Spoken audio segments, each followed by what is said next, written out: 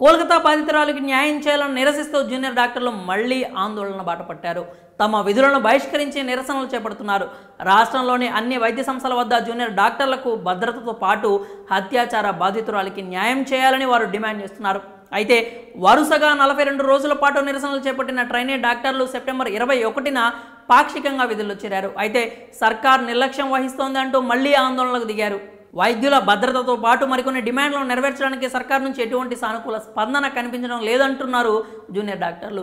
August 9 నుంచి 52 రోజులుగా నిరసనలు తెలుపుతున్న జూనియర్ డాక్టర్లపై దాడులు జరుగుతున్నాయని వారు ఆవేదన వ్యక్తం చేశారు. ప్రభుత్వం తమ హామీలను నిలబెట్టుకునే ప్రయత్నం చేయడం లేదని ఫైర్ అవుతున్నారు. తమ డిమాండ్లపై రాష్ట్ర ప్రభుత్వం నుంచి సానుకూల స్పందన రాకపోతే నిరసనలు కొనసాగిస్తామని వారు హెచ్చరిస్తున్నారు. అవినీతి, విధుల్లో అలసత్వం చూపిన రాష్ట్ర హెల్త్ సెక్రటరీని డిస్మిస్ చేయాలని డాక్టర్లు డిమాండ్ చేస్తున్నారు. రాష్ట్రంలోని అన్ని ఆసుపత్రులు, వైద్య కళాశాలల్లో digital bed vacancy monitoring system, central referral system, CCTV, on call rooms ఏర్పాటు చేయాలని ప్రభుత్వాన్ని కోరుతున్నారు. ఆసుపత్రుల్లో పోలీసు రక్షణను పెంచాలని, అలాగే పర్మనెంట్ లేడీ పోలీసులను నియమించాలని డిమాండ్ చేస్తున్నారు. ఆసుపత్రుల్లో ఖాళీగా ఉన్న వైద్యులు, నర్సులు, హెల్త్ కేర్ వర్కర్ల పోస్టులను వెంటనే భర్తీ చేయాలి అంటున్నారు.